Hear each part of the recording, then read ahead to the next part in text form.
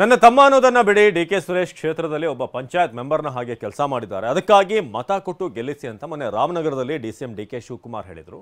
ಅದಕ್ಕೆ ಮಾಜಿ CM HDK ಇವತ್ತು ಬೆಂಗಳೂರಿನಲ್ಲಿ ತಿರುಗೇಟು ಕೊಟ್ಟಿದ್ದಾರೆ. ಡಿಕೆಶಿ ಏನೇನು ಹೇಳಿದ್ರು ಅದಕ್ಕೆ ಎಚ್ಡಿಕೆ ಕೌಂಟರ್ ಹೇಗಿತ್ತು ಬನ್ನಿ ಎರಡು ನೋಡೋಣ. ಪಾರ್ಲಿಮೆಂಟ್ ಎಲೆಕ್ಷನ್ ನಿಮ್ಮ ಜವಾಬ್ದಾರಿ, ನಿಮ್ಮ ಅಭ್ಯರ್ಥಿ ಇವತ್ತು ಸುರೇಶ್ ಅವರು ಇಲ್ಲಿದ್ದಾರೆ. ಅವರು ಬಹುಶಃ ನೀವು ಎಷ್ಟೋ ಎಂಪಿಗಳನ್ನೆಲ್ಲ ನೀವು ನೋಡಿದ್ದೀರಿ. ಅವರು ಒಬ್ಬ ಪಂಚಾಯತಿ ಮೆಂಬರ್ ಆಫ್ ಪಾರ್ಲಿಮೆಂಟ್ ಕೆಲಸ ಮಾಡ್ತಾ ಇಲ್ಲ. ಪಂಚಾಯತಿ ಮೆಂಬರ್ ಯಾವ ರೀತಿ ಕೆಲಸ ಮಾಡಬೇಕು ಅವ್ರು ಮಾಡ್ತಾ ಇದ್ದಾರೆ. ಅವರು ಒಂದು ಧ್ವನಿ ಎತ್ತದಕ್ಕೆ ನಮ್ಮ ತೆರಿಗೆ ನಮ್ಮ ಹಕ್ಕು ಅಂತ ಹೇಳ್ತದಕ್ಕೆ ಏನ್ ಪ್ರೈಮ್ ಮಿನಿಸ್ಟರ್ ಕೇಳ್ತೀರಾ, ನಿರ್ಮಲಾ ಸೀತಾರಾಮ್ ಕೇಳ್ತೀರಾ, ಬಿಜೆಪಿ ಅವರು ಕೇಳ್ತೀರಾ, ಏನ್ ದೇಶನ ಒಡೆದೊಡೆದ ಚಿತ್ರ ನಮ್ಮ ಹಕ್ಕು ಕೇಳಕ್ಕೆ ಇಂಥ ಪರಿಸ್ಥಿತಿ ಬರಬಹುದು ಅಂತ ಹೇಳದಕ್ಕೆ ಏನು ಹಂಗಾರೆ 27 ಜನ ಎಂಪಿಗಳು ಇವತ್ತವರೆಗೂ ಒಂದು ಮಾತಾಡಲಿಲ್ಲ.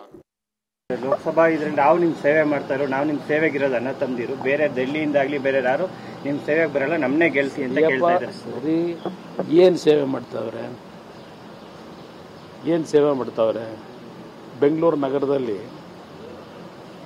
ಪ್ಲಾನ್ ಅಪ್ರೂವಲ್ಗೆ ಚದರಕ್ಕೆ 100 ರೂಪಾಯಿ ಫಿಕ್ಸ್ ಮಾಡಿರೋದು ಸೇವೆ ಅಲ್ವಾ? ಅದು ಒಂದು ಸೇವೆ. ಎಲ್ಲರನ್ನೂ ಧಮಕಿ ಆಗ್ತಕ್ಕಂಥದ್ದು ಒಂದು ರೀತಿ ಸೇವೆ.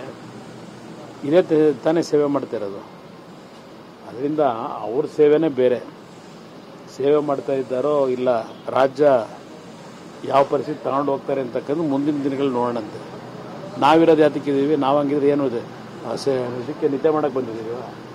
ಅವರೊಬ್ಬರನ್ನ ಸೇವೆ ಮಾಡೋರು ಕೇಳಿದ್ದೀನಿ. ರಾಮನಗರ ಅಭಿವೃದ್ಧಿ ಬಗ್ಗೆ ಹೇಳಿದ್ದು ನೋಡಿದ್ದೀನಿ. ಏನೋ ಪಾಪ ಪಂಚಾಯತಿ ಮೆಂಬರ್ಗಿಂತಲೂ ಕೆಳಗಿಳಿದು ಕೆಲಸ ಮಾಡ್ತಾರೆ. ಮತ್ತು ಪಂಚಾಯತಿ ಮೆಂಬರ್ನ ಯಾಕೆ ಇಟ್ಕೊಂಡವ್ರೆ?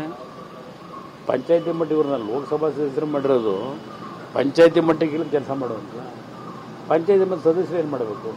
ಇವರು ಅಲ್ಲೇ ಹೋಗಿ ಕೈ ಹಾಕ್ಬಿಟ್ರೆ ಪಂಚಾಯತಿ ಸದಸ್ಯರ ಪರಿಸ್ಥಿತಿ ಏನಾಗಬೇಕು?